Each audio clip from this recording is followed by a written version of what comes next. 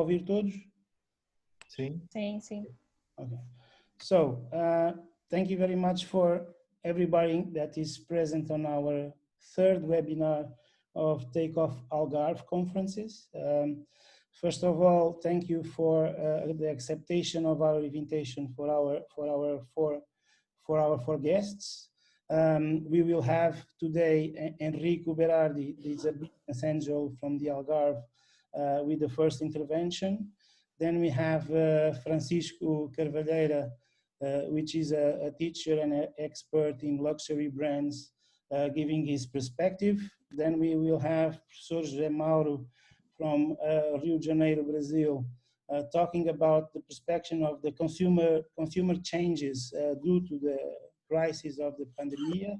And then we have Leo from São Paulo, Brazil, which is a mentor, and his colleague that I forgot the name, for instance, that they are mentors of a FIAP University, that they are mentors of entrepreneurship. So this is our guests today. And Américo, and also Victor Ramos. Okay. From VegPet, also from São Paulo, and he's also an entrepreneur and a mentor at FIAP.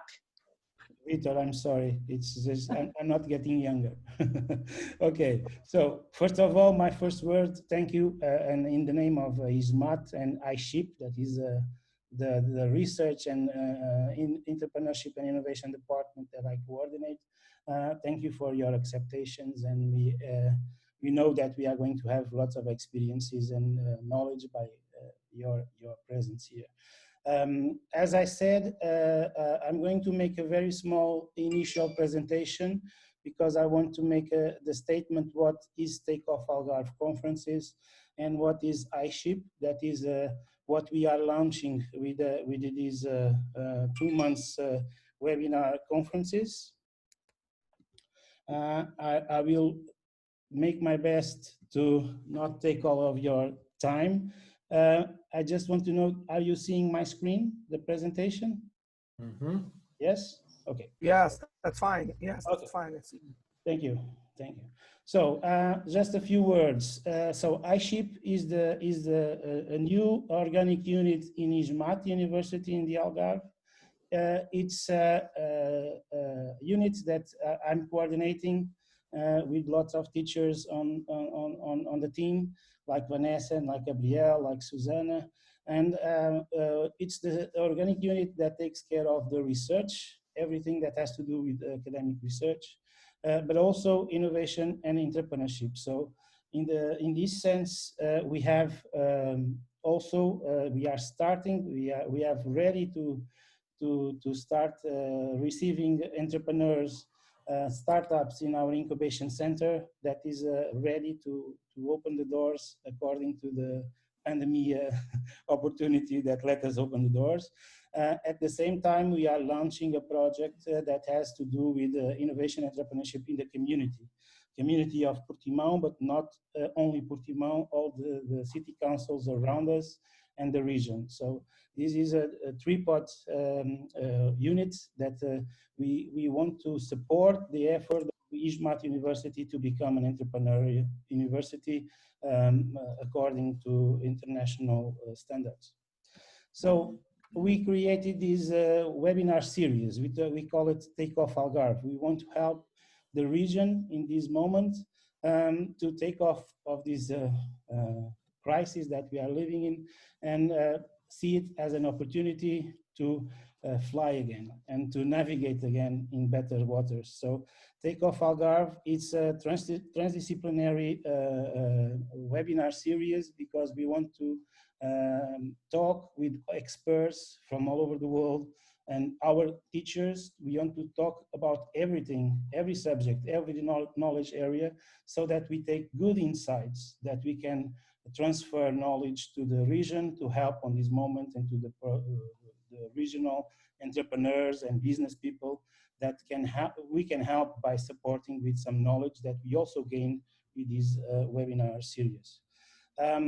So our small goals with this webinar is to promote the debate, to make stronger and the new economy of the region stronger and not only focus on tourism.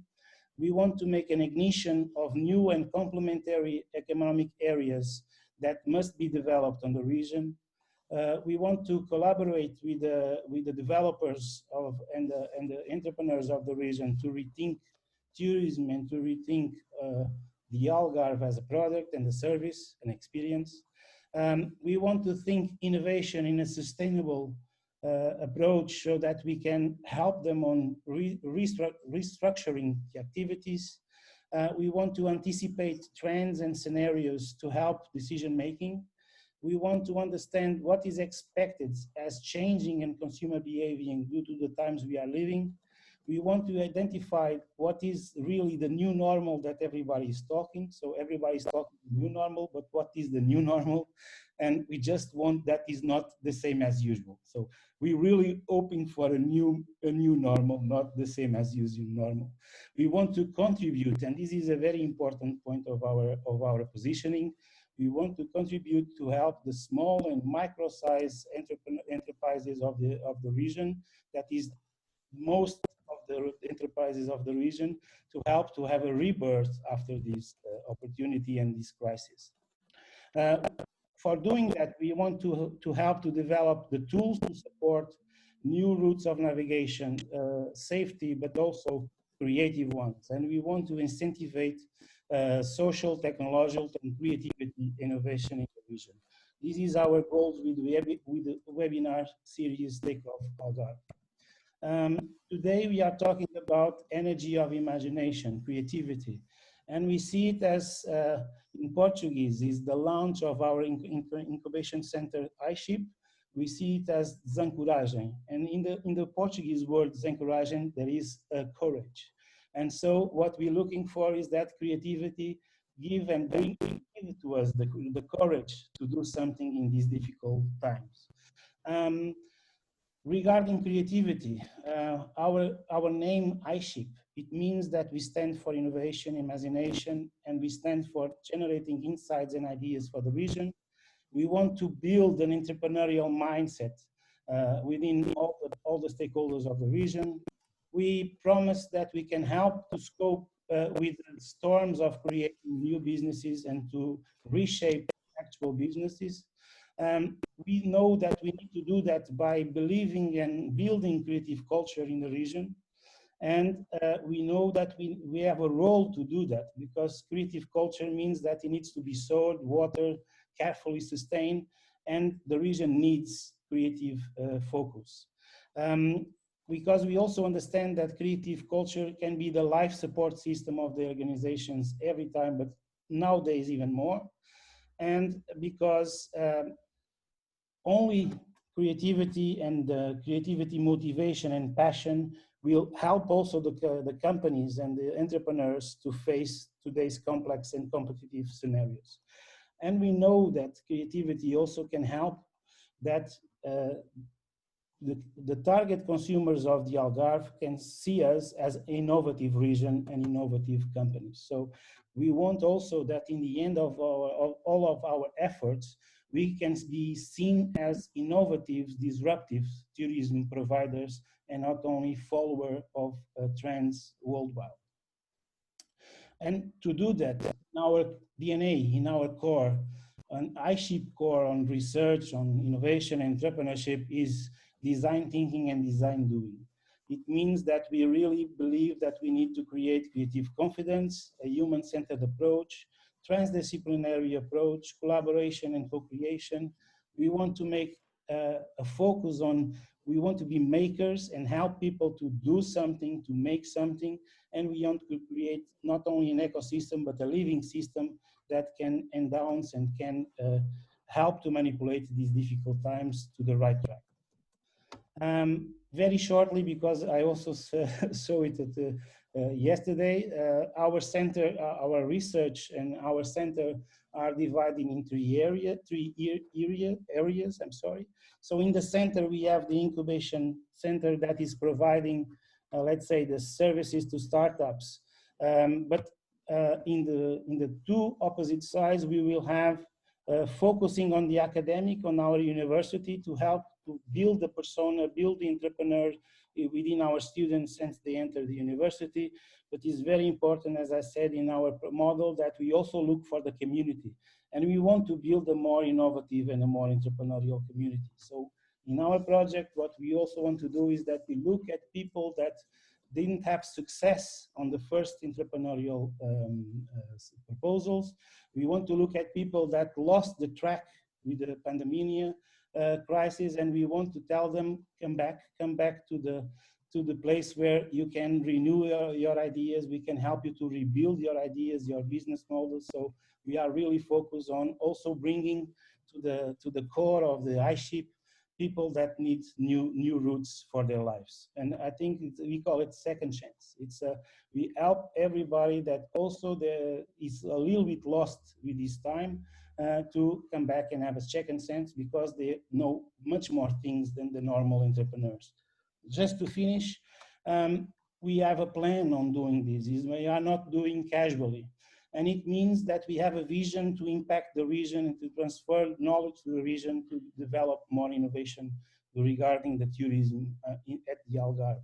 But we know that we cannot do that with one shot. So we have already implemented several research lines that will get their insights, and then we need to combine them in a proper and holistic proposal for the region.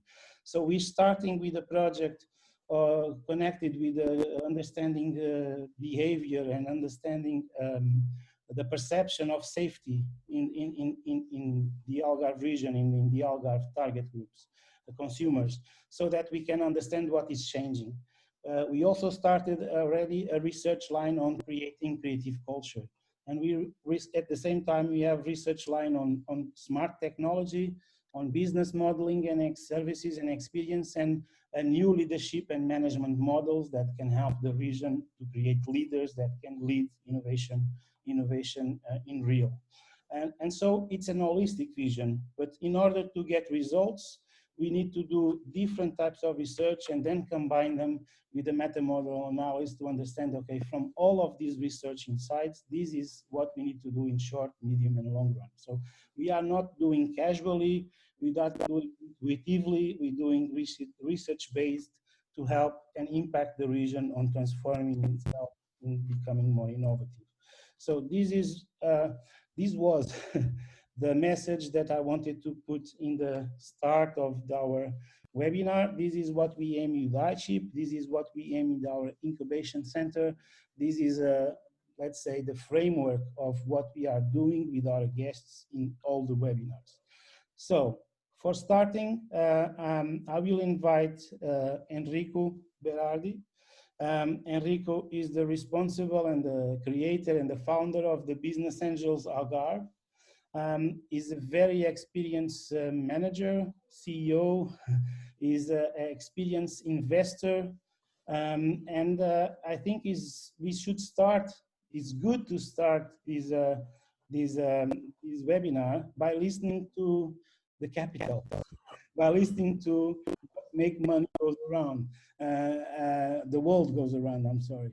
I'm stating that, saying everything is important, but also experience on business, experience on helping entrepreneurs to make money, to make their lives, to make their ideas successful is very important in this stage. And so that's why I would like to invite Enrico to start his presentation, his first ideas. Let me just state how it works, the webinar. So we will have 10-15 minutes presentation from the first ideas from our guests, our speakers. And then at all time, all the participants can make their questions and arguments, any ideas that you want our guests to reflect on and to try to give you some answers.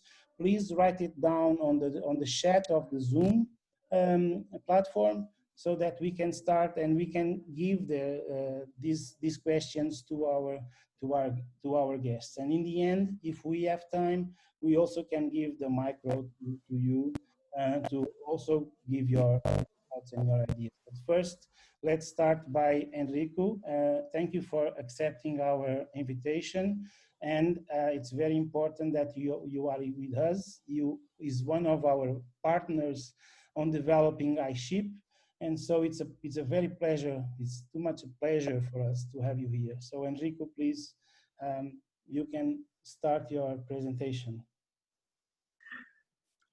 Thank you, Amerigo. Can you hear me? Yes, yes, Enrico. Oh, okay. First of all, I recap my personal presentation. I am Enrico Berardi. I'm Italian, and I'm graduated in economics from the University of Rome, with stage in US, France, and Spain.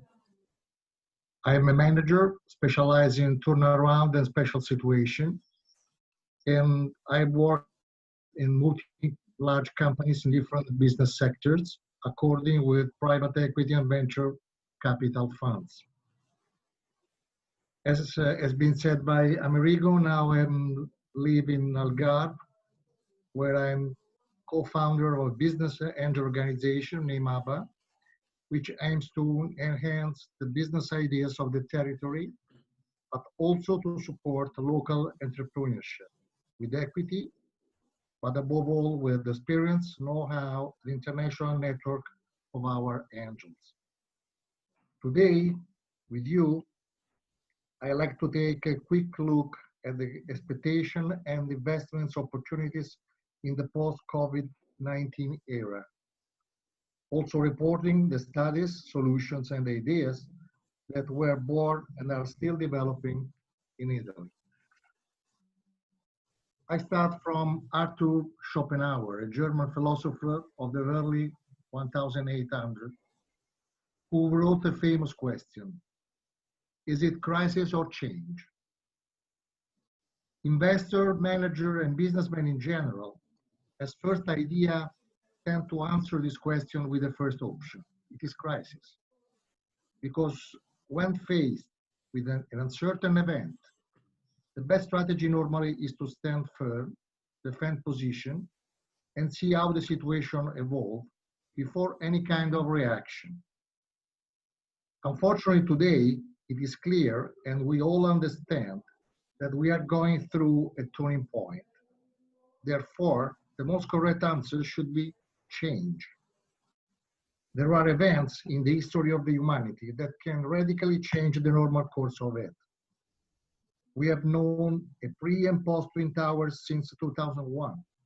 And now, in 2020, we are obliged to live and post COVID-19. It is understood that nothing will be as before, so how on all sides. But today, the real questions are different. Where we are going, when we have to can change, and how we will change. Because at this stage, we can only identify the why with the guilty of the virus. Today, we are facing strict regulation of social distances and hygiene, but certainly, as history teaches, many actual actions will enter permanently into our life habits, even when the terrible enemy will be completely disappeared. It is honest to say, immediately and clearly, that nobody at this stage has structured and realistic ideas about what the future will be like. But it's essential to understand and to be convinced that show must go on, as a famous song plays, because we cannot destroy the global economies and our actual welfare. At the light of the situation, companies have just started to reconsider indeed their business model as well as their entire value chain, in addition, of course, to the new productive solutions. But I will come back on this issue later.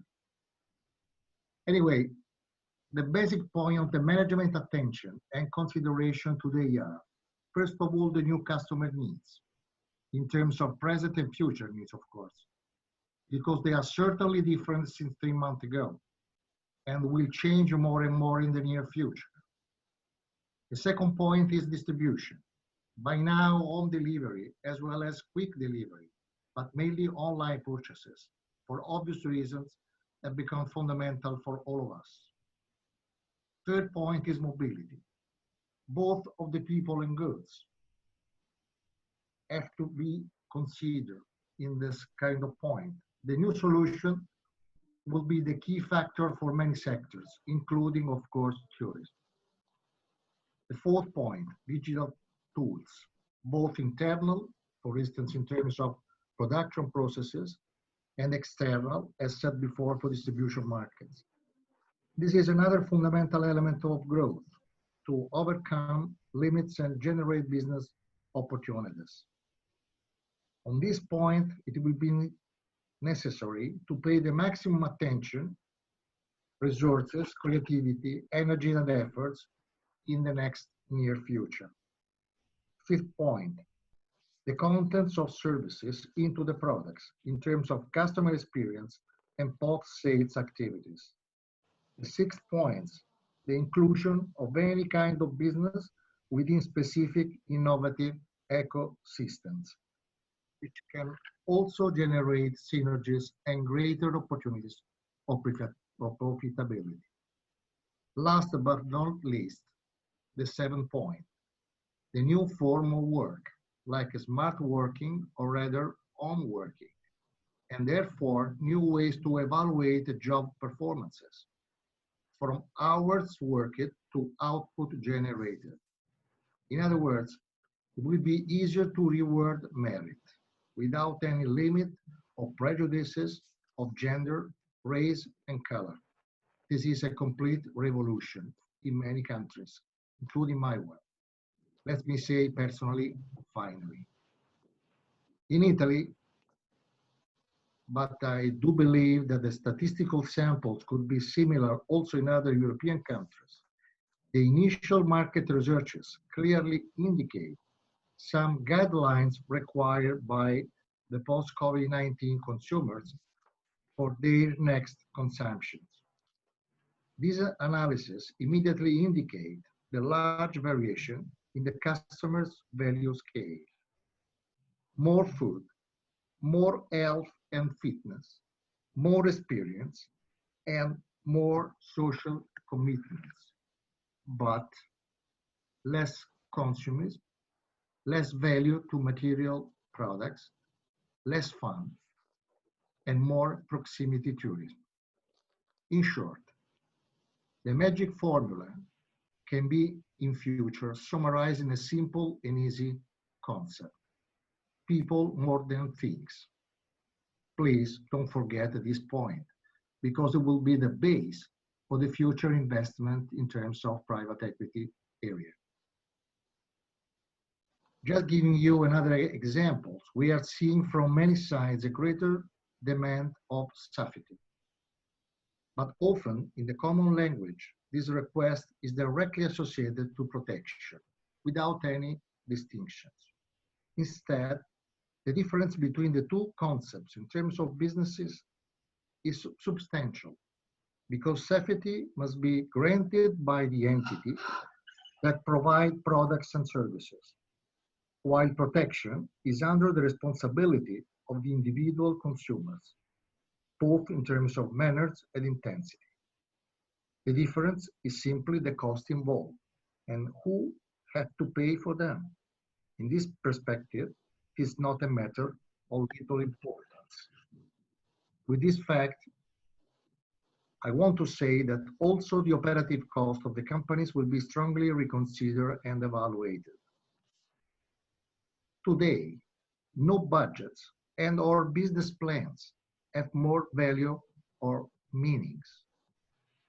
This is a sort of management anarchy, as I call this bad situation, as a person I call this bad situation, which represent the biggest problem for investors and managers who have to invest or manage the transition processes in the near future of our market economies.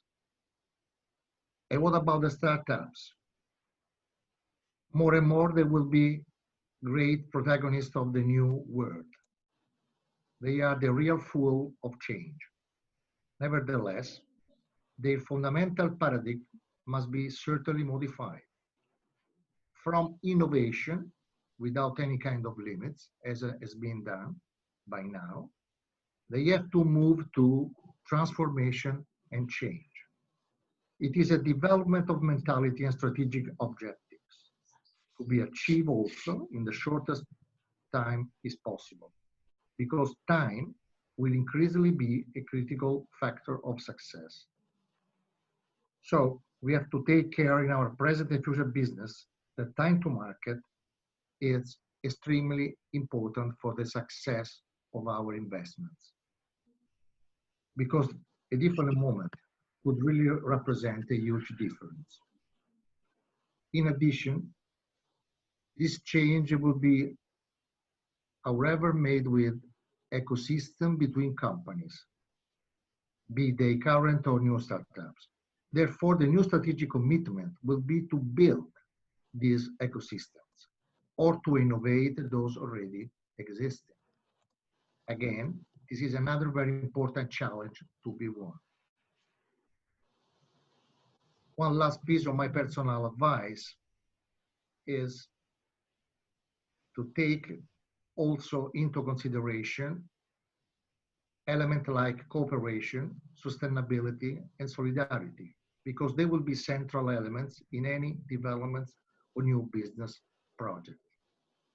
In order to make sexy project, those elements should be considered carefully. Finally, what about investors? As far as I know by now, probably they will not longer invest in single product sectors, excluding, of course, research or AI, but in productive and conceptual ecosystems, as said before. Moreover, the investment in equity will continue to play its role as a fundamental issue of production factor and growth. In other words, the consideration will not be only a company, the profit and loss, the perspective, and so on. The consideration will be taken considering all the ecosystem in place. Finally, yet importantly, we have to keep very well in mind that tomorrow we will also find ourselves with a new ethic social code to be applied in the investment business too. Therefore, we must prepare ourselves for a new form of capitalism, which has been already named moral capitalism. It would mean that companies would go through the phases of reorganization, giving more importance to their impact on the environment, consumers, the company itself, their employees, and the production chains. All this process, be careful, is in context of increasing social and economic disequilibriums, which would arise from the different methods of interpretation and application, or from the different law in the different states. These are briefly the preliminary arguments on which a first but solid consensus has been reached, both among private and institutional investors. Moreover, this is the substantial message that I'd like to pass on to you here today. I hope, of course, in a clear and transparent manner. I like to conclude my speech with a war cry, a sort of Tora Tora Japanese, or would say better Banzai, which will represent also the best strategic point of and advice for startups and modern enterprise in their business activities. Let us go from do something great, which has been the Tora Tora in the past, to something useful, because useful will be the password for the future. Thanks for your kind attention. Thank you very much, Enrico. Very, very clear, very focused, very transparent. We can take 4, 5 key elements of your intervention that are game changers. I could say moral capitalist, I could say ecosystem and not single products. I could say useful and purpose and social responsible and consciousness on developing not innovation but transformation and game change. So thank you very much. It was really clear, like a pitch where all the all the key elements were communicated. I hope that it's also giving some good ideas for our participants to make questions, to think to themselves: do I play in this game? Is this my game? Can I do my business and transform my business into an ecosystem, into something more connected with useful than just something new or great? So I leave our participants to think: do they have a role in this new scenario? As I will pass the floor now to, again, thank you, Enrico. We will keep on talking and dialoguing. Now I'll ask the participation of Francisco. Francisco is a professor in Universidade Católica. He's a luxury branding and luxury products consultant. We work together in a very big company that we call it a school, that is Novo Design and then Brandia. Good times. Good times, yeah, very good one. Connected with the creativity economy and design and advertising. He has a great experience in luxury sector. For instance, private jet. He will explain better than me. Thank you very much for accepting the invitation to share with us your vision on possible positioning for the Algarve at the next years. Thank you, Francisco. Hello, Americo. Hello, everyone. Thanks for the opportunity. Let me say one thing. Until 20 minutes ago, presentation all focused and prepared to be in Portuguese. That's the reason I'm not going to share the presentation now, because it's in Portuguese, and I will try to give my best in English, looking for my appointments in Portuguese. Let's see what we can do with this situation. Okay. When I talk with Americo, he asked me for, and I talk with them about why Algarve is not a luxury attraction, is not a luxury reason of Portugal. It's difficult to answer. And that's the reason I think now with the pandemic situation, it's a big opportunity to change.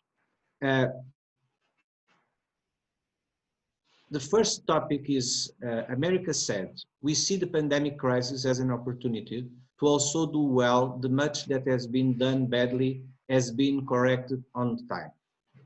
Even before the pandemic crisis, we knew that we were growing in the number, but creating a low value, offering low prices and reduced margins. It's a part of the speech, part of the words of a CEO of a major tourism brand. My first comment is, then, if we know, and we even confirmed by a CEO, what do they complain for? I don't understand. Do they complain about the policy they support together with the various entities? That is what must be changed. We need to put an end in complain. We need to work and be more positive in the things we do. If you offer low, you get low. This is a strategy to attract tourism, acts less desirable tourists. Okay. America. Let me just, sorry, because get me. Just one sorry, Francisco. Is our participants are asking if you can still share the Portuguese, because they will keep they will look at the Portuguese.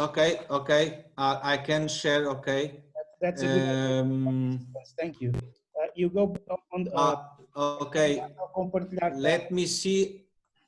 Okay. I go to compartilhar. Let me see. Click. e depois clicas no desktop, aparece... Let me see.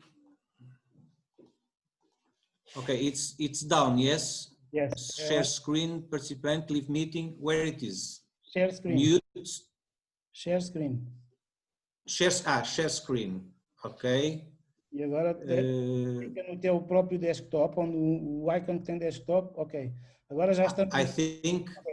It's that easy. Are you looking? Yes, yes. Okay. Thank you. There are some... Diga. No, it's okay, it's okay, it's okay. It appears? Sim, sim. Yes, aparece sim, aparece, Francisco. Yeah, ok. Ok, pronto. Deixa-me só aqui agora então mexer aqui nisto, pronto. É que agora fiquei aqui com o quadro todo, ok. America asked me for 2 questions. What's the next point of view for brands in and Algarve, special tourism in the post-COVID? I'll tell in Portuguese. What changes and what should we change or start looking to change? Because I think and these 2 questions for me are very important. I think we need to understand, and it's the slide number 3, we need to understand what is happening, because there are 1 book in the world that had something about this, because I think no one was prepared for what is happening now. If we look to the Maslow pyramid, that still is, it's very actual what he wrote there, and his opinion. COVID affected everything and everyone quickly and unthinkable in the 2 most basic needs, the security and the physiological. If we look, the COVID is getting new people, old people, rich people, and poor people. All of them are dying. This is how we look for us, but nature doesn't not catalog us in this way. For them, we are human beings, we are targets. And that is what is the big difference. The status quo of the societies has changed our order of priorities, because these 2 basics, no one was caring about. We know that they were there and no one was taking care about it. Priorities that were taken for granted and at a glance gave in a big tumble. This is what has changed. Everything else is a collateral damage, but also is an opportunity, especially for the luxury tourism and for the luxury industry. But we must not forget that we are social beings and living together and forming groups. The groups are the base of our lives. That is very important, because we are social human beings and will be the way to live together. Even today, if we go with friends, we act in a different way. We shake hands, we don't give kisses, we take care, because we are afraid to be contaminated by the coronavirus. We are facing a new order with the new rules, and the challenge will be how we'll adapt. That for me is the main question, and this the answers must be, and all the studies that said it must be around what is going to happen to the way that we were used to live. This means a business opportunity. Okay, on the slide 4, what should we change or start changing? I think we have a phrasal verb in Portuguese cannot be translated that say não devemos tomar decisões de cabeça quente. Todos entenderam? In my opinion, before changing, sorry for the Italian friends, I don't say how Italian, but let's see. It's a private joke, Francisco. It's a private joke. Yeah, it's a private joke, but it's very important now, because yes. The people, sorry? Yes. Yeah, okay. In my opinion, before we start changing, we need to understand what the targets want. It's too soon. We have started this new, we finished the emergency period. We are now in a different period. We have 1 week only, and we don't know what is happening with the contamination. That means it's too soon to start doing things, but we need to start working. And there are clues right now. I've been the last days talking with the people who ask me for opinions, with some studies, etc. And I'm saying to the people, give time, 1, 2, 3 weeks. There are clues right now, but making deep decisions at this stage can be risky because we don't know. Let me make a break here. My main work is on aviation and tourism. Imagine it's where I do my money, my monthly money. Imagine aviation and tourism. I'm broke. I have no work at the moment, I understand? But it's not true, because there are some people that start thinking they need to readapt what they were doing before. But what we should start thinking about changing is very sensible, not least because it is recognized that there were poorly designed strategies with terrible results. Start now is a smarting decision. Algarve has fantastic examples of quality, but I would say the big power of Algarve, no, it's a low quality. But I'm not criticizing the low quality. It's a decision of the investors, the owners of the business. For me, there will be 2 phases in our lives. Before we have the vaccine, before we discover how to be safe. We have to live, I think, before 6 months until 1 year with this situation, with a lot of restrictions. And after that, someone discovered the vaccine, but nothing prevents, and that's very important. Okay, we discovered the vaccine for the COVID. Fantastic, all of them will be on the hospital there. And 6 months later appear another pandemic situation. And that is, for me, what the human being needs to understand. We have the risk, we need to face that these things will happen more frequently, because we are doing a lot of mistakes around the world with the foods, with the way that we live, etc. If before human beings were already structured by groups of various orders, and we know, now will be even more notorious. Why? Because the people will not want to mix with everyone. And for me, this is the basic point. And this is where universities, entrepreneurs, investors, they need to understand how will be the new order, how the people will move from now. I'll give you an idea. Usually a private jet is something that is not shared. Nowadays, I have several groups ask me, Francisco, I don't want to go to an airport. I don't want to go for an aircraft, an airline with 200 people on board. But I know I have to travel, and I prefer to share with 2 or 3 companies a private jet.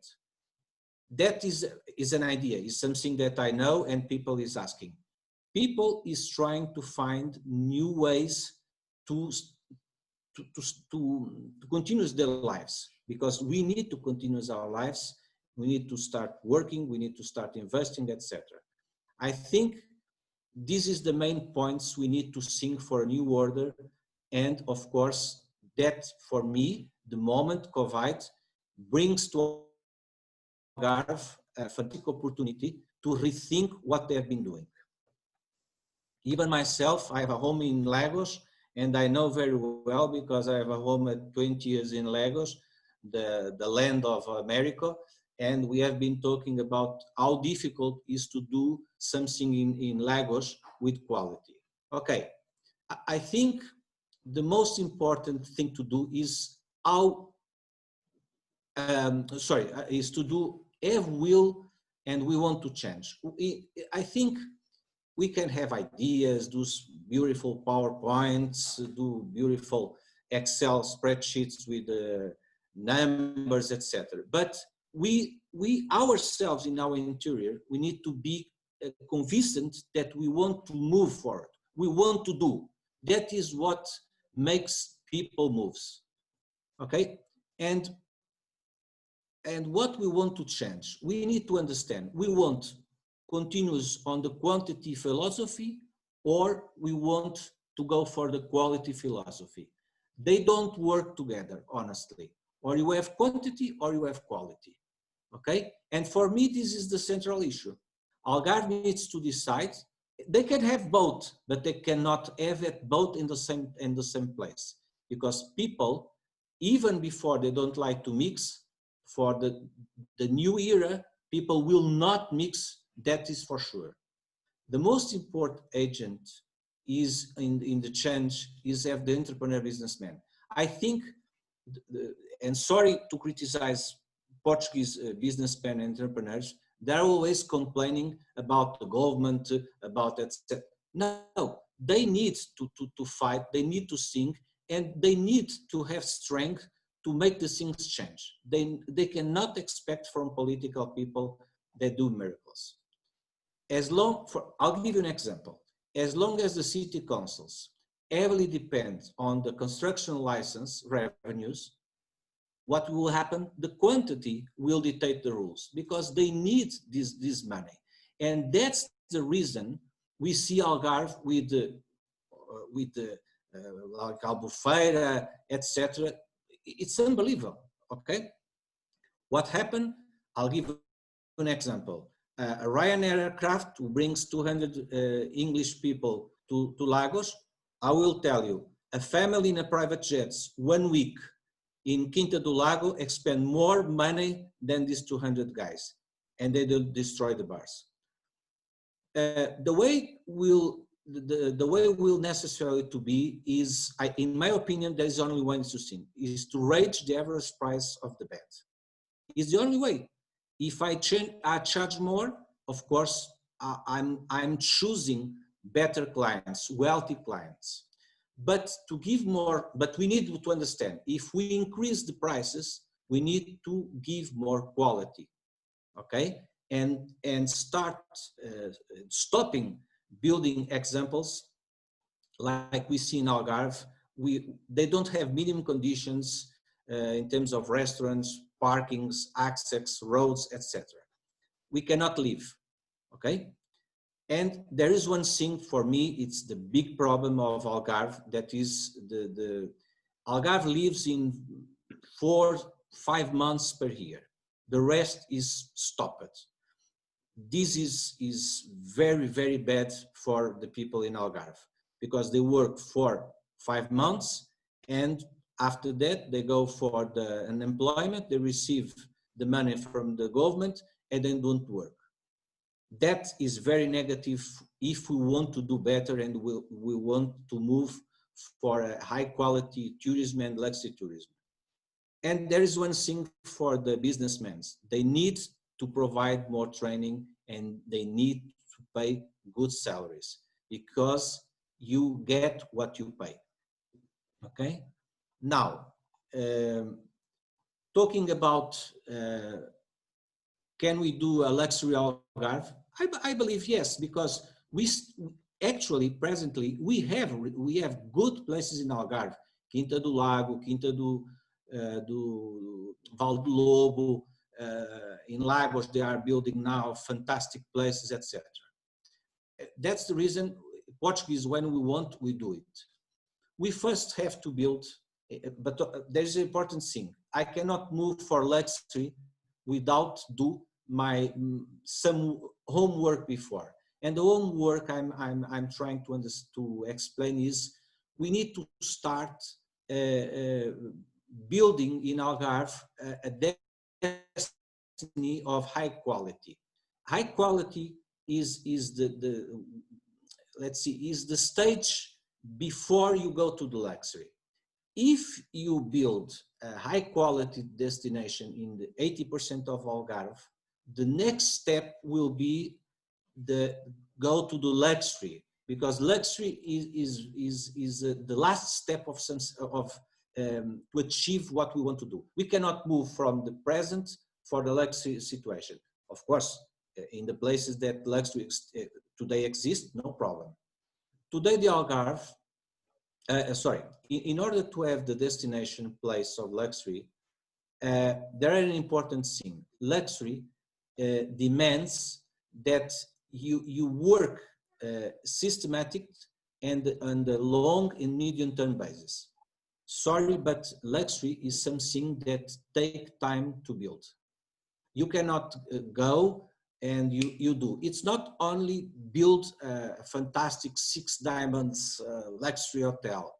No, you need to provide services, you need to have employees trained, you have to have access, you need to everything. That's the reason the luxury demands from the investors and from the governments a systematic work and in a long and medium term basis. And very important, it's not only create exclusivity.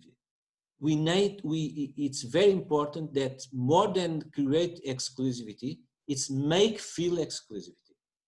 That is when we are on the sky, okay? For that, we have to continuous project without seasonality, with service 300, what we call in aviation 24/7 all year. We need to have work capacity that is very, very badly in Algarve. We need to give training to people and fair salaries. We cannot ask for a guy who works in a luxury project, in a luxury hotel, etc., and pay them the 600 euros minimum salary. It's unfair. If you pay this to them and they know how much the client pays for a day in a room, the guy will be completely revolted to this. And the more important thing, and that is my experience, when a hotel, a project asks for a marketing project, what happens is, if you want to do a good campaign, you need to pay, okay? And you need to find people that understand how it works, the luxury, how the clients thinks, how they pay, who influences, why he buys, etc. And my friends, let me tell you, I have 58 years old, and a guy in an agency with 25 years, he can do fantastic things, but he doesn't understand how it works. Luxury demands time. You need to have time to educate yourself. That's the reason the marketing must be done with people with experience, okay? Okay, the luxury and these contents are based in, to have success in luxury industry, you need to be supported by 2 pillars, and it's not one and the other. No, they are the same at the same time, the both at the same time. Is the investment and the time and the capacity. That means if you want to build an Algarve luxury, first thing, you need to have investment capacity. You need to have mind, because to be on the luxury is expensive, and don't expect to have success in 3 months and 1 year. The luxury demands from you time. I'll give you an example. In Portugal, I think we have all the ingredients to have success, not only in Algarve, but in all Portugal. We have security, we have sun, we have genuine food, we have nice people, we are friendly, etc. We only need the good cook, and the good cook is the guy who is smart and join all of these good things we have. And the most important thing is, and I talk with my clients, and I bring to Portugal the most wealthy people of the world on my first times, and I'm not talking about wealthy Portuguese fortunes. I'm talking the people that runs billions and billions. And one of the things they like is they love Portugal, but a lot of times they make some comments, oh, Francisco, this corruption you have, your justice takes time, etc.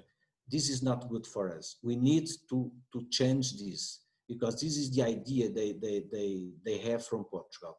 We are changing, but that is an ingredient very important. I'll give you an example. During this COVID, we have been at home. In the last 2 months, the demand of foreign people for homesteads, farms, etc. exploded. It's amazing what is happening. Why? Because we were successfully, in terms of control the COVID problem. As you know, all European newspapers talk about Portugal, they have been done the things very well, etc. And that is good for us, because before that, Portugal was on the top of the tourism ranks, premiums, etc. I think it's a good sign for us.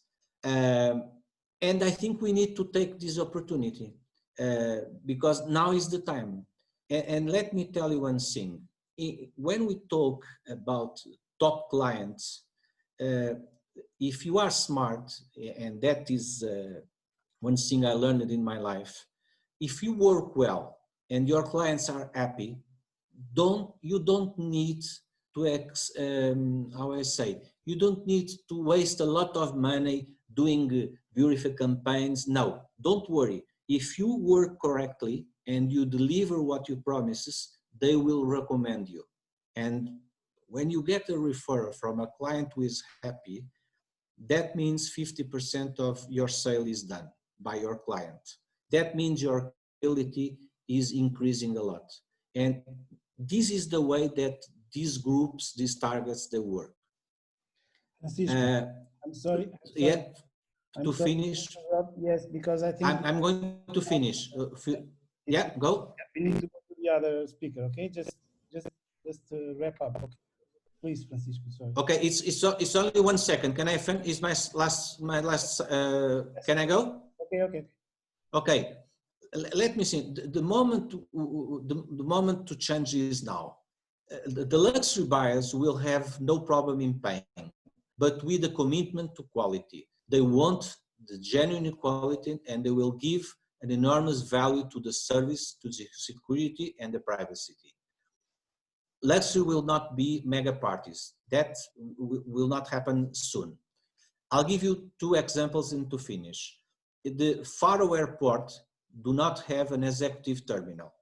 That is very important now. People doesn't want to go to airports. After hospitals are where more COVID exists. Let me give you to finish. I'm in a project called L'Oréal, that is a Portuguese Association of Luxury Products Companies.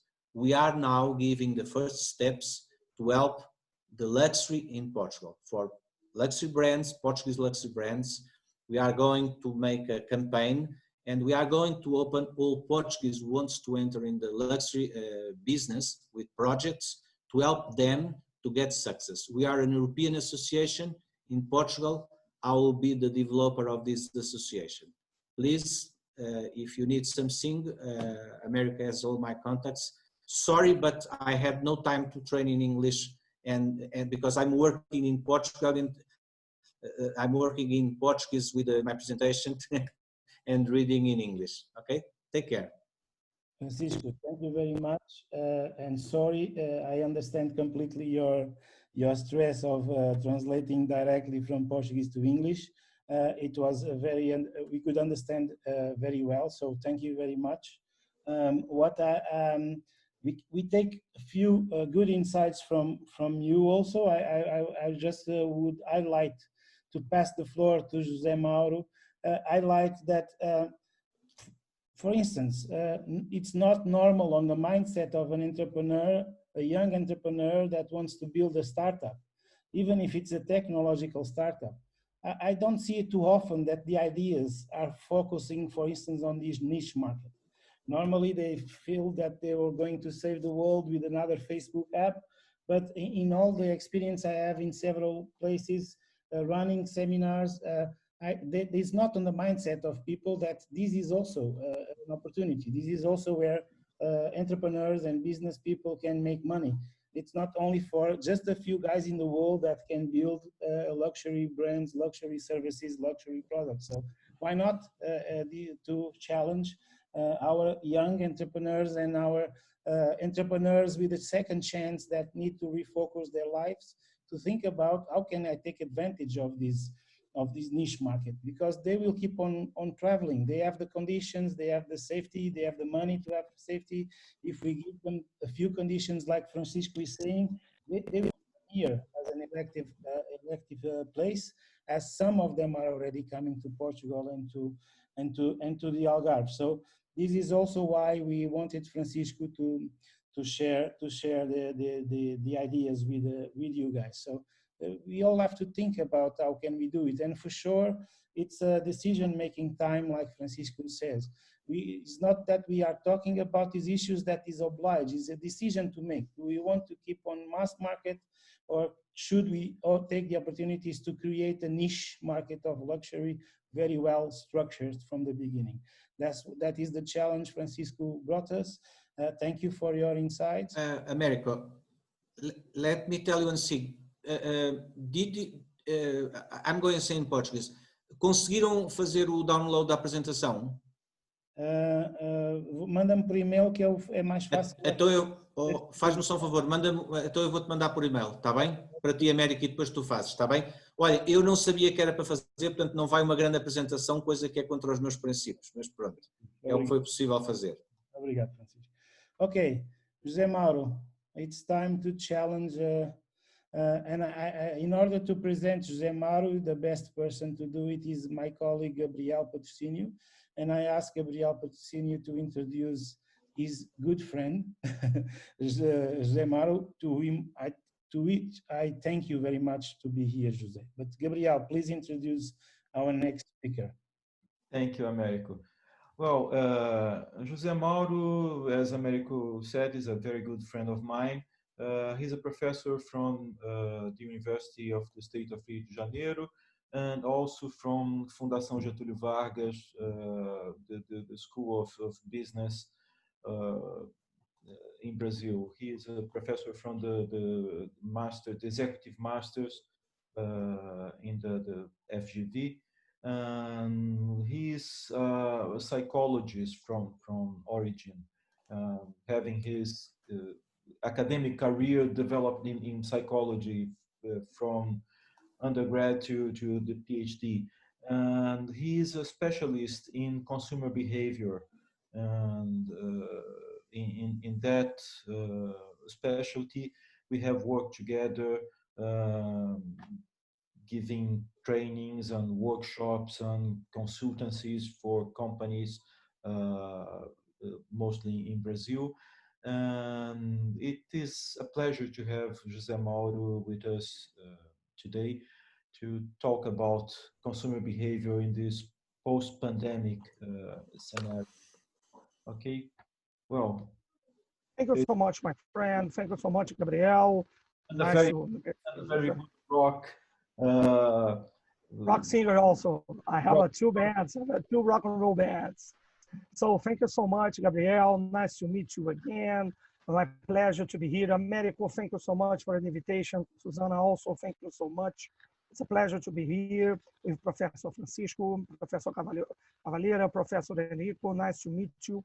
And when Gabriel invited me and Américo invited me to talk about this issue, I took some notes. I'm not made a formal presentation because I guess this is more important that we have to bring to that discussion some ideas. And because what is my main thinking that's now in the last I'm talking from Rio de Janeiro, Brazil. We're entering the second month of quarantine. We see a worsening scenario here at Brazil. So if each time, each second, each day we have to understand the new trends, and the new tracks and the new developments that we have facing here. So the first thing that I want to I made some provocations, Americo. I guess it's your style. I guess it's also our style to work here. And so I give some ideas and some provocations that I want to discuss with my colleagues and all the people, all the audience that are watching us now. First of all, we have to understand the cultural and the social differences in terms of consumer behavior related with each country. When we talk about Portugal, it's different from Brazil, China, it's different from America. For example, I guess is the last week, I guess 2 days ago, France is open, it's broadly opening its shops, etc. And then I read an article at New York Times. There is a huge line of people in front of a Louis Vuitton shop, Louis Vuitton store in the Champs-Élysées.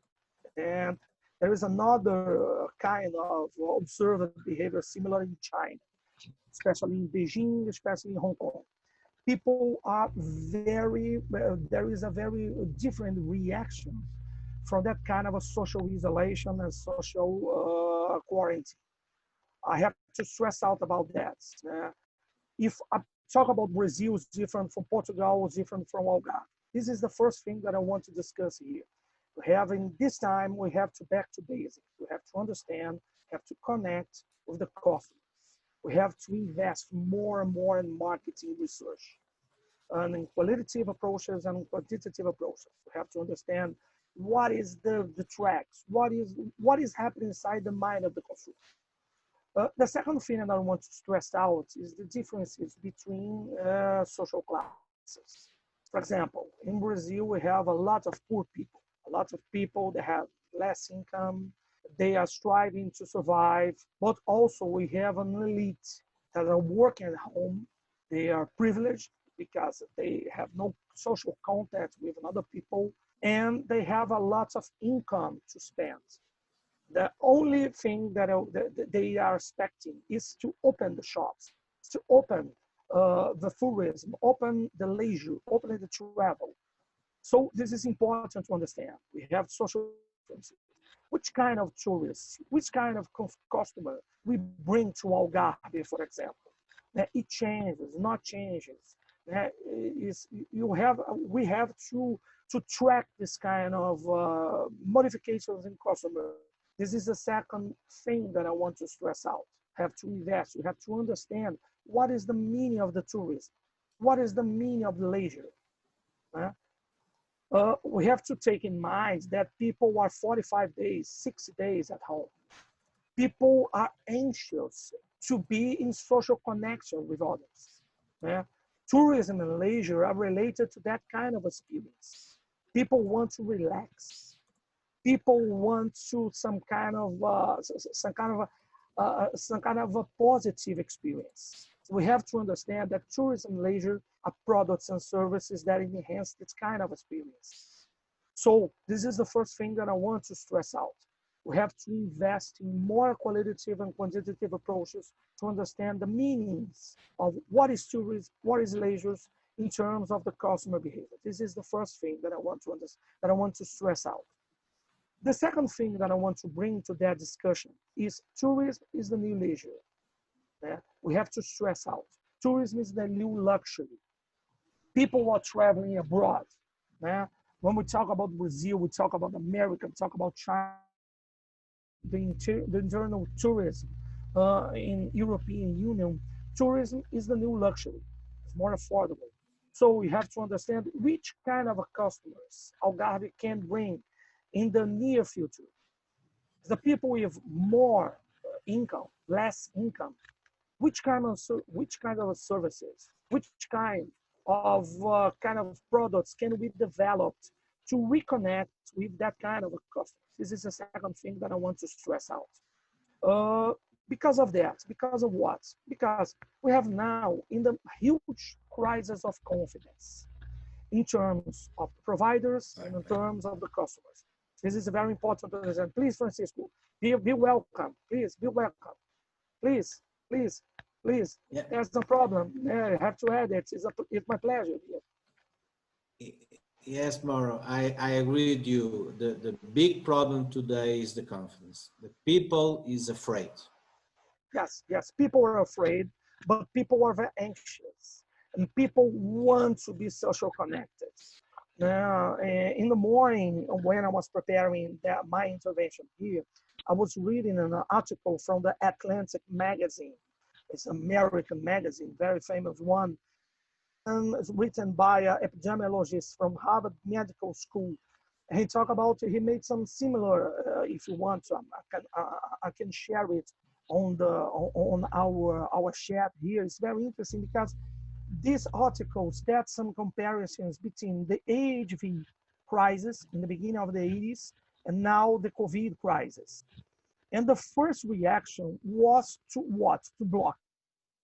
In terms of HIV, to block sex, to block the sexual intercourse, especially between gay people.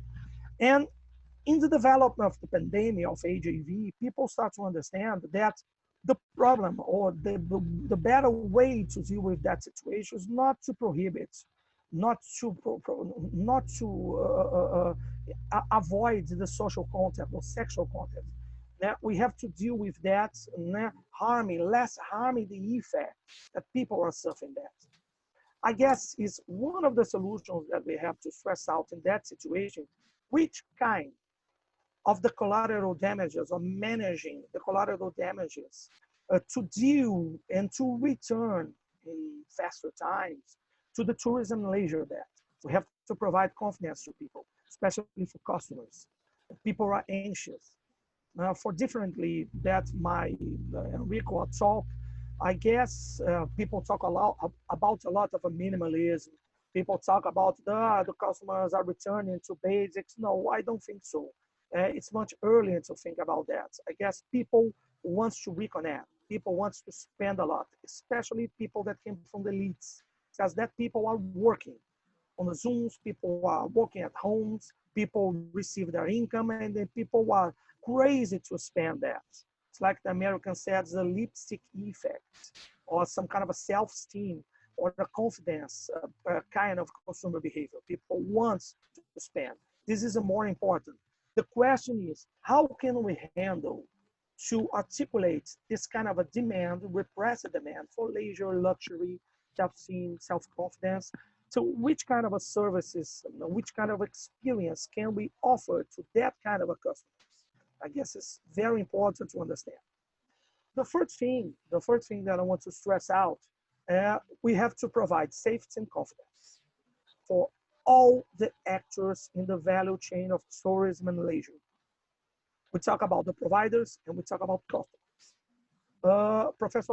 Professor Francisco talk about the problems in the airline companies, tourism companies, the ship and cruise companies. They're in the middle of a huge crisis. I watched 2 days ago that South African Airways is closing in South Africa because they have no money to deal with that situation. They have no loans, they have no funding. It's not only Jose, it's not only that one. Is the Virgin in Australia, is the Norwegian, the aviation business, no one today can preview when will, as we say, put the gear up. And because there's important one thing to explain. Mm-hmm. According the International Aviation Association, after an hospital, the airport is the second place where you have more chances to get infected. And you know the third one? What? You know the third one? The airplane. Airplane, yes. That means the airplane. That means imagine what is happening today when airports and airplanes are the place where you can have a huge chance to be infected. Yes, what is happening? The people will find a way to travel, but for the next 2 years, aviation will have huge problems. Look, never in the world, and all my family are pilots, we could see on the airports 80% of the aircrafts in the world are down. 80%. Yes. 22,000 aircrafts. We have, Professor Francisco, to give some fast answers to that problem, because we have to recover the confidence of customers. I guess we have to develop some kind of cooperative action between governmental agencies, companies, private companies, fintechs, startups, and America. I think this is the very interesting opportunity to develop ideas, to give some insights about how can we handle or how can we develop these safety issues to recover the confidence for the customers and also for the employees, because we talk about people that work in the airline companies, people are working in the airports, people are working inside we talk about stewardesses, we talk about people that works in cruise ships, we talk about people that works in hotels, restaurants. We have to recover that kind of, we have to establish fast measures to recover and to raise the bar of safety and health issues, to return the confidence for the people. I guess is a very important opportunity. We talk about customers, we talk about providers, but we have to deal with people that work in that kind of an industry also. People, the employees, people that work there. Because people want to recover their jobs. People want to give money. People need to work. We have to deal with that. The fourth thing that I want to stress out is, like Professor Francisco said, we talk about tourism, we talk about international restrictions for health issues. This is a very important that we have to deal with that. We talk about, I guess, the President of the United States, I guess 2 weeks ago, prohibited a lot of flights from Europe, from Brazil, from Latin America, and also. So we have to understand that in this first time of the recovery of relieving the pandemic, we have to deal, especially at Algarve, with the internal tourism. The tourists that came from European Union, they drive by car, they drive by train, they drive by planes, by Ryanair, low-cost carriers, people that came from cruise ships, etc. So the first measure is to enhance the internal tourism, especially internal from European Union. The other thing, the 5 points I want to take for our discussion here, we have to take care of the whole industry. Governmental issues, have some kind of a convergence between governmental actors, private actors, European actors, that we have to brings more safety, more health issues, and more ideas, more insights to how can we handle to recover this confidence to the customers. Another thing that I want to stress out, that leisure and tourism are essential to customers, are essential to people.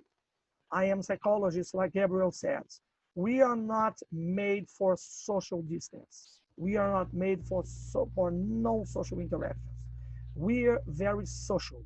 We have to do with that.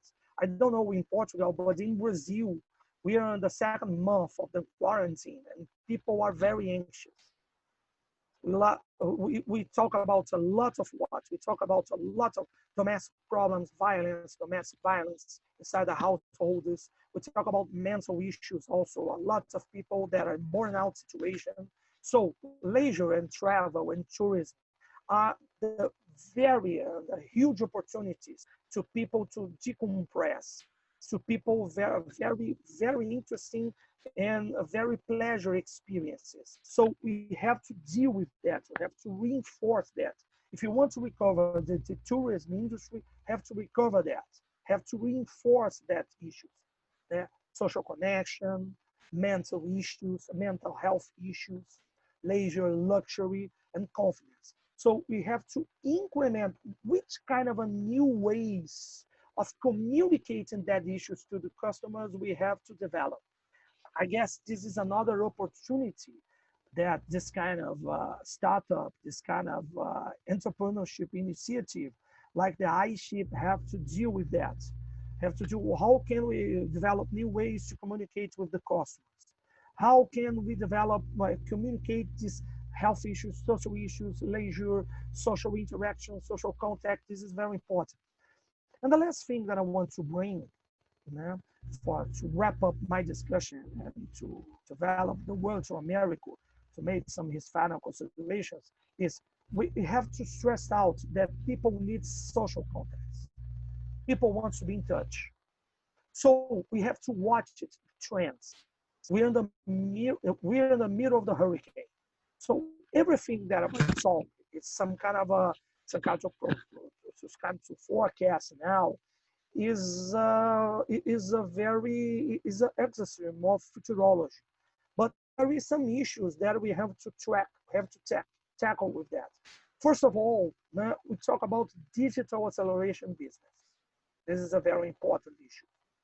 People in the middle of that stress, people enhance their usage of digital technologies. So the customer is changing. So all the actors in the industry must have to change also. One client of mine is the Club Med. Club Med is later a French company, and now is brought by the Chinese, and they're in the middle of the digital transformation because they understand that the customers want to buy more and recover and gain more and more information about tourism, about hotels, about airline companies, etc., using their mobile phones. So you have to, this is another opportunity for me to tackle with that situation. How can we develop more apps, more digital technologies to communicate with the customers that deal with safety issues? Another thing, we're in the middle of the the people from McKinsey, the people from Bain & Company, all the consultants that works at the McKinsey and Bain Company talks about trading down customer behavior.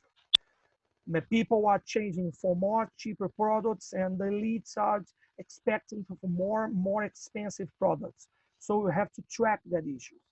And for my final considerations, the last issues that I want to understand, we have to develop new ways to communicate and to provide safety, healthy, and some kind of a local customers that I have to deal with that. So thank you so much again for the opportunity.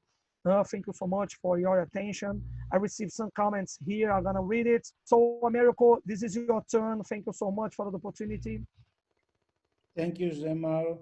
Thank you very much for your putting questions also for the food, make the food for our brain to think about it, and your 4 topics very clear. So thank you very much. We will have debate also. We already have 2 or 3 questions for the different for Enrico, for Francisco, and for José Mauro. But we're now going to give the floor to entrepreneurs with mentors with experience that will give us also a perspective from the entrepreneur experience in São Paulo. So I ask Vanessa, Professor Vanessa, our colleague, to introduce Leo and Victor so that they also give their vision and their topics for our discussion. Thank you, Vanessa. Americo, we have a problem here because both of them, well, they had other appointments after this meeting, and they need to leave. I think Victor already. I'm still here. Vanessa, I'm still here. I can talk a little bit, and I will ask to my other attendees at the other meeting to wait a little bit. So okay, so you're going to stay, Leo? Okay. Well, that's good. As I said, Victor had to leave because he had another appointment, and now we are going to change gear here at least a little bit and talk with the guy from the practice. Leo is an entrepreneur, and he's also a startup mentor. He's linked to FIAP, which is a very entrepreneurial university in São Paulo, Brazil. And I think he has a very rich life as an entrepreneur. The idea here is that we can learn from his life experience.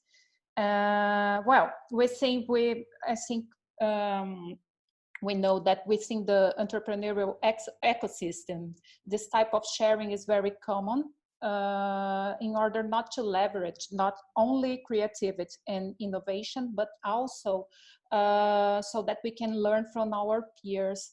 As Professor Francisco and Jose said at their presentations, we are social. Human beings are social, and we also learn a lot through others' experiences. That said, I would like to invite Leo to talk about his experience. Please, Leo.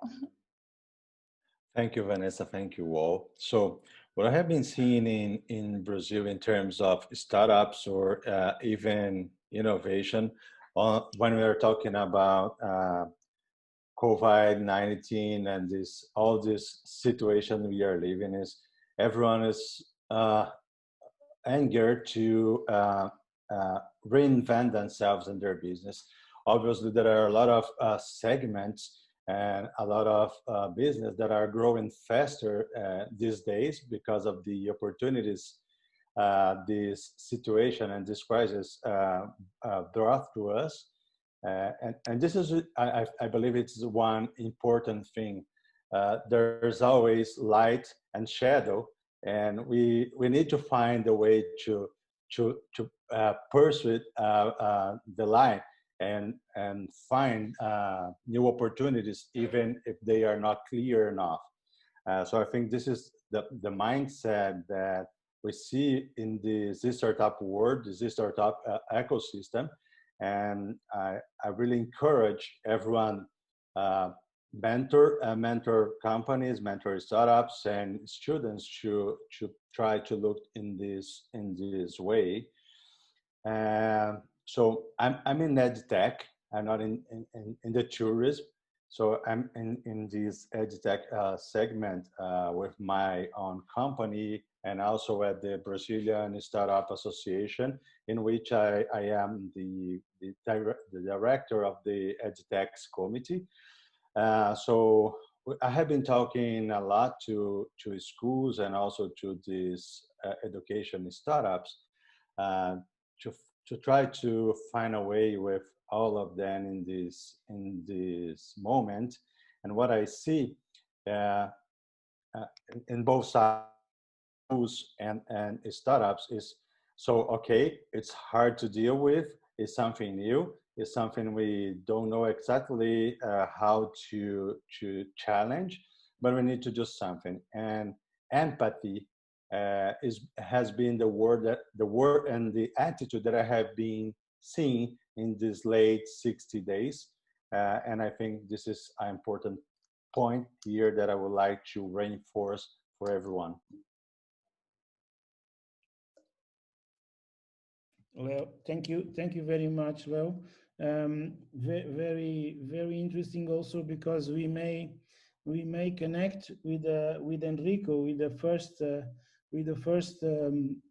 first intervention of Enrico, that he made a statement very clear that startups is it's essential for the turnaround of this moment, yeah, because of. And you give an example, everybody's trying, it's a resilience with the mindset, with their entrepreneurial spirit, just to face it as an opportunity and try to come up with ideas that can help on a moment. And just sharing that yesterday, we had also a very nice webinar as this one. And again, thank you everybody for the contributions. And it's also connected with Enrico, what he said. It's this issue about ecosystem. And yesterday we saw that normally the startups, and Leo as a mentor, you know, everybody when they have an idea, they want to keep it on a safe place. I don't talk to anybody, everybody's going to steal.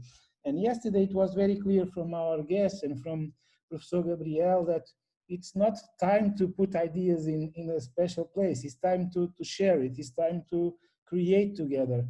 And this is how we build from startups, from innovation, from single view for ecosystems, is sharing. Because if any of your the startups that you mentor, they may come up with an idea that will be helpful in some place in the world that is facing the same thing.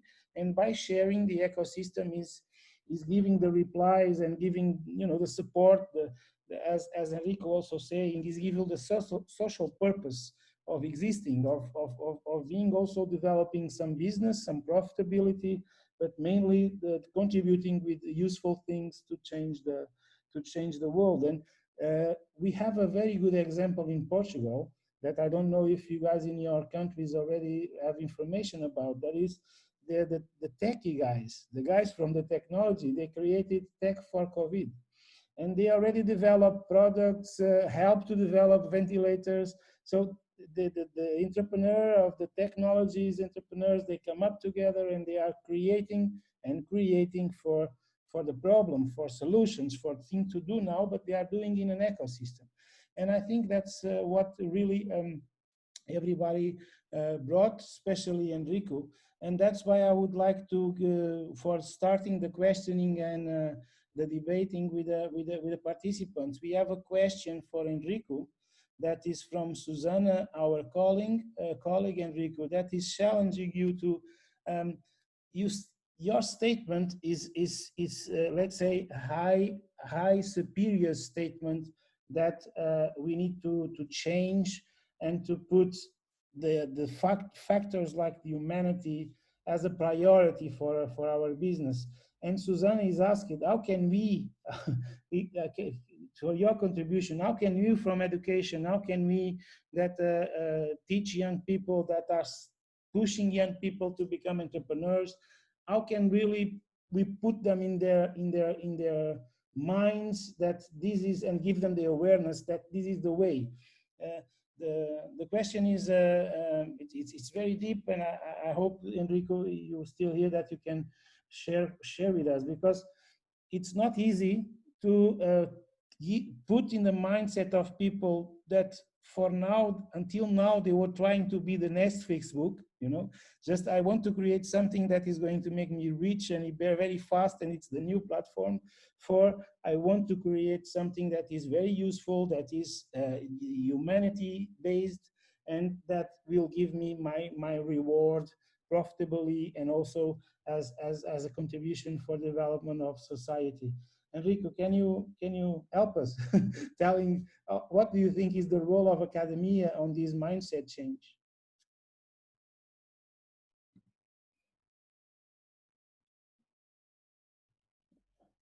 Hello, can I? Yes, please, Enrico, please. Okay, listen, the answer is quite easy. First of all, we have to have in mind that equity, investors, investments, money, follow the backing of the people, the backing of the communities.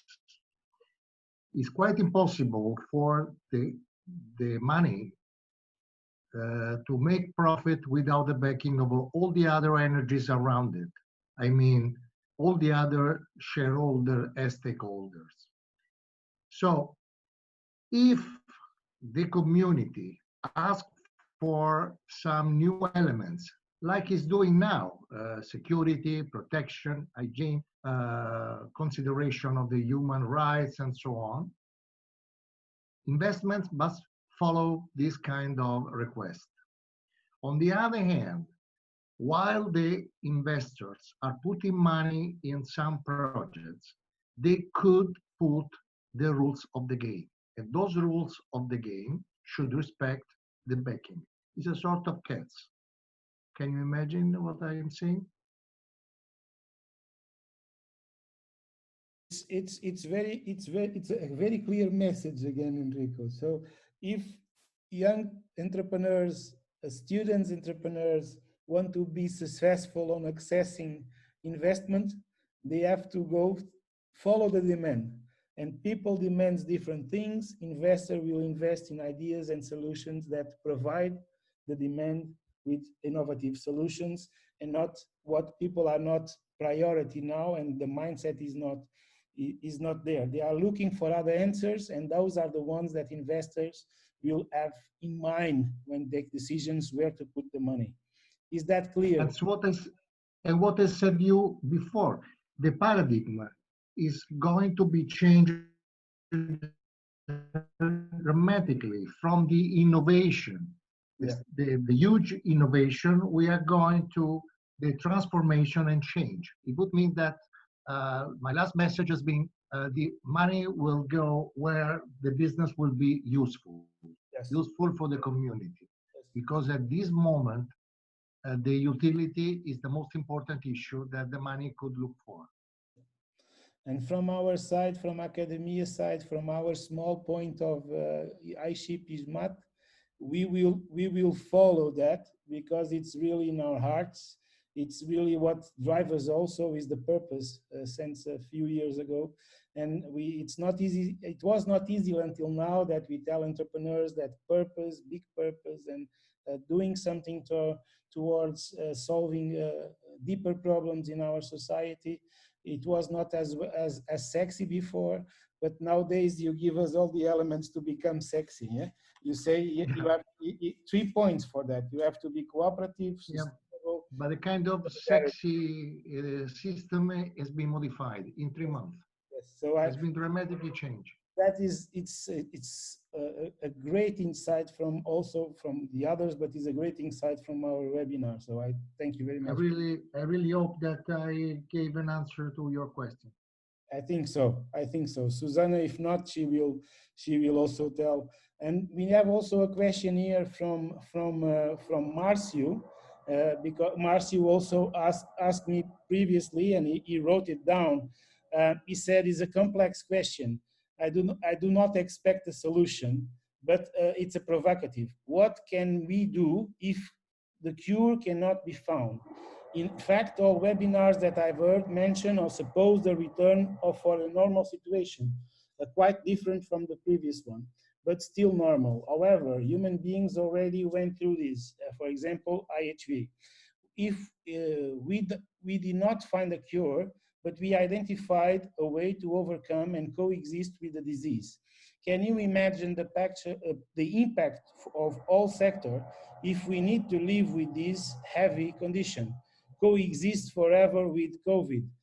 That's quite provocative, but quite also realistic, because for now we don't have a cure. So may I ask, for instance, José Mauro and Francisco to give a thought for Marcio, and thank you for the question, Marcio, and thank you, Susanna, also. And there's another one from Denise. Jose, yes. Start you. Thank you so much, Professor. Marcio is a very provocative question, but America, I guess we have to deal with a huge example of what is wicked problem. We talk about a chronic disease. We human beings, we deal with a lot of chronic disease. For example, we talk about polio, we talk about SARS, we talk about HIV, for example, that we have to deal with that. One thing that is very interesting, because in the beginning of this crisis, I share with Gabriel, Professor Gabriel, and also with you, and also with Professor Susanna, an article written by Yuval Noah Harari. Yuval Noah Harari written an article, very interesting article, in the Financial Times newspaper about the need of collaboration. Complex problems needs collaboration and cooperation between people. This is a very agents, people, and everybody that want to deal with that kind of a situation. In my opinion, the COVID-19 is a chronic disease, is a chronic flu. We have to deal with that. We have to reduce the damages. There is a lot of insights that are right to Marcio in the chat about we have to think about new environments, new furnitures, new environments, new ways of ordering the flow of people inside environments. We have also to deal with new ways to use technology to provide better health and safer environments for people to interact more safely. I guess America, Gabriel, Francisco, and Rico, we saw a lot of initiatives in the last 15 days. People are designing new business rooms. People are designing new furnitures, and we have to deal with that because, in my opinion, we're in the middle of a chronic disease. We have to collaborate, we have to think, and this is very important to stress out, Americo. This is very important that we have to strong our bonds in communicate with different kind of expertise, different kind of professions. We have to talk about people from business. We have to talk about people from medicine, physicians. We have to talk about immunologists. There is, in my opinion, there is a false debate between people that argues from health issues and people that argues about economic issues.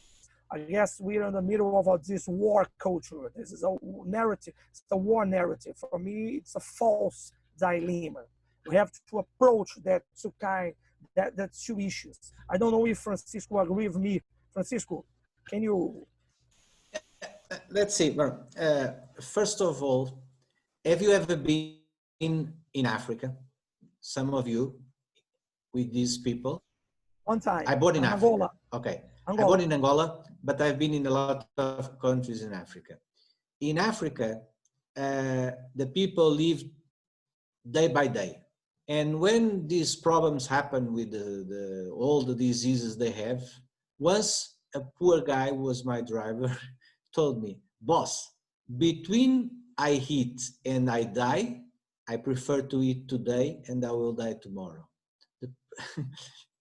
We need to understand one thing. In Europe and United States and in other some countries, we live in a golden share. And we are very worried about. I've been talking with a lot of people in Africa, my friends, and they're not so care about this because it's one more. But because touched Europe, oh, it was terrible. Okay, don't forget one thing. In 3 weeks, and I've been there in Uganda, in 3 weeks, a battle between two tribes killed 1 million people in 3 weeks. What I'm trying to say to you, Marcio, is everything we say today, it's futurology. No one can give you an answer. But have in mind one thing, we have a capacity to find cures and even our body will find a way.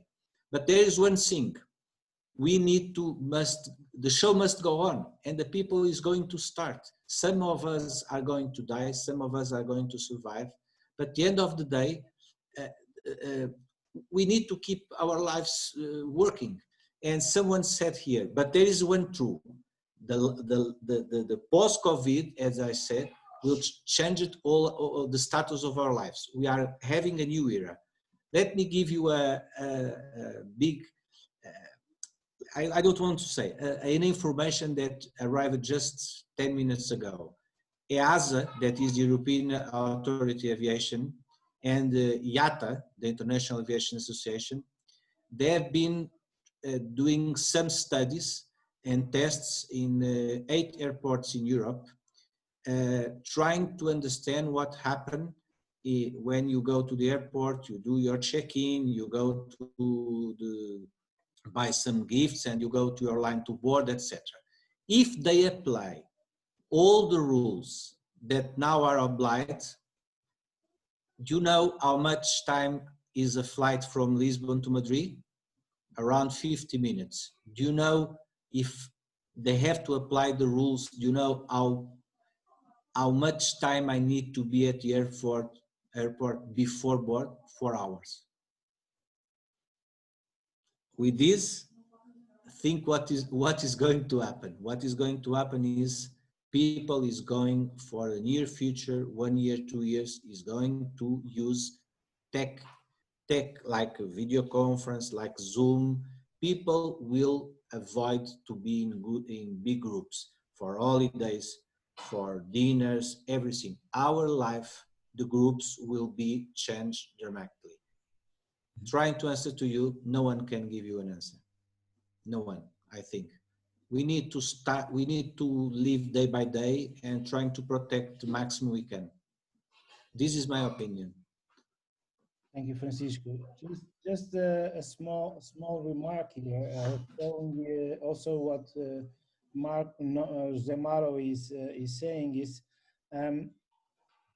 as everything, as all you guys said, all of this is also a big opportunity, and it's accelerating things that were supposed to be happening other ways, such as digitalization of learning, of working, as Enrico said. But also, this will accelerate the new areas of knowledge. And what Jamal was saying is that we cannot address the issue only by the medical perspective. We cannot develop any more products only by the design perspective. So we were already expecting when it was the time of the no frontiers between knowledge, and the time is now. So I think for education, for knowledge, what we will assist in the next days, in the next months, in the next times, let's say, it's that something new will emerge. So I think I will try to make in 1 or 2 years, I will try to make a course in ISMAT on health design, and whatever that is. This is just an example, but I'm sure it will be needed because there cannot be developments of solutions, of products, services, whatever, without the combination of knowledge. So that was also, it's part of what Enrico and Leo and Francisco also brought us, that as when we talk about collaboration, when we talk about co-creation, until now we were talking always about how can we put the minds together to create a more innovative product or service and win more money. But now it's for ground knowledge, it's for something that we need for the low part of the Maslow, exactly. Pyramid again. And there's a lot of opportunity to redo things we thought there were.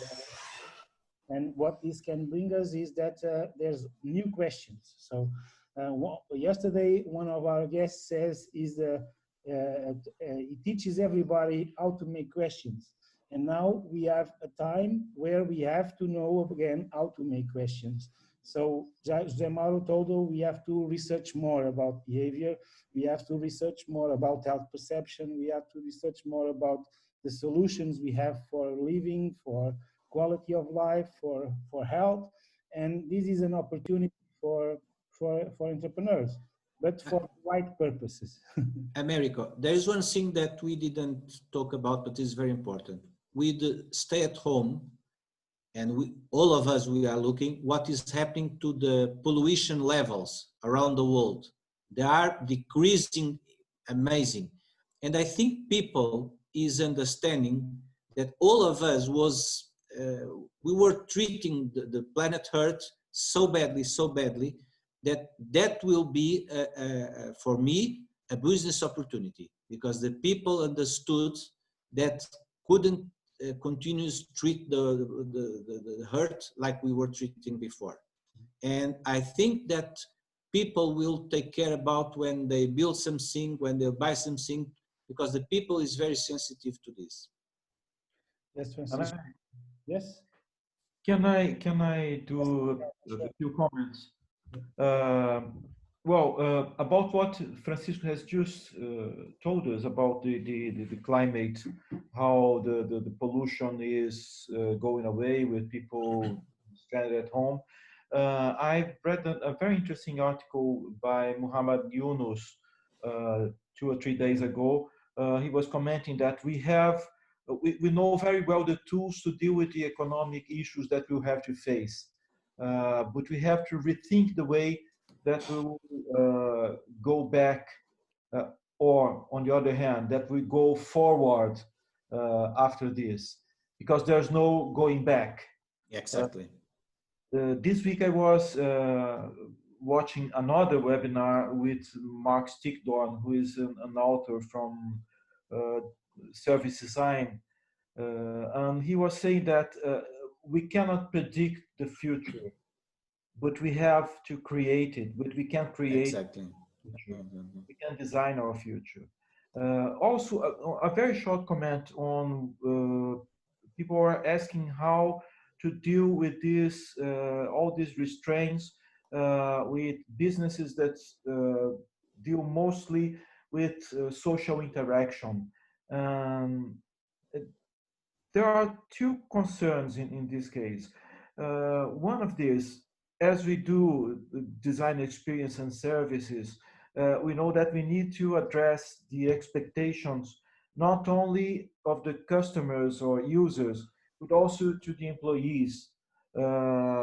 Since they are the employees are the ultimate interface with customers, and so are the human face of the company, of the business.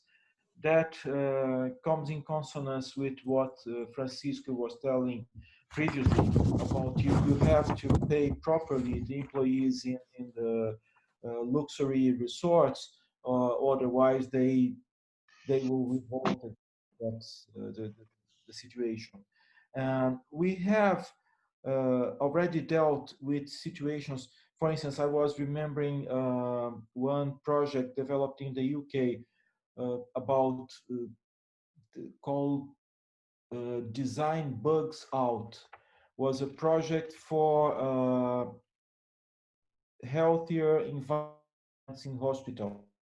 They were redesigning furniture and equipment in order to make it more easily disinfected. So we have solutions. We have dealt with similar situations before, not similar to this one. Of course, this is a completely different situation for us. But we have hints and tips from here and there that we can use to face this new situation as well. We have to think how to design it, and that's what we intend to do here at iShip and ISMAT. Okay, thank you very much, Gabriel. That's it. That's our goal, to do something for society also. Okay. I don't see any more questions from our participants. I can ask if anybody wants to make a live sound voice question.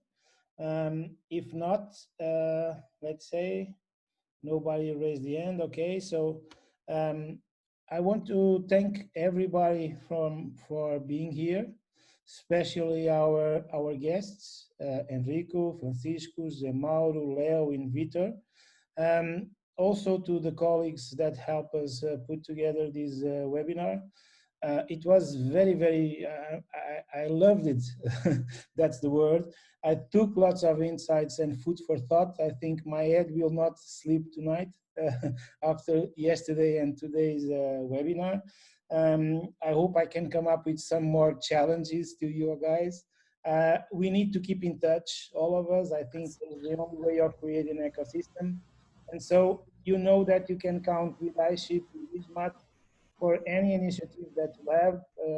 Gabriel, Vanessa, Susanna, me, anybody that you think we can support on something or can be useful, we are here for that. And also for our participants, thank you for attending.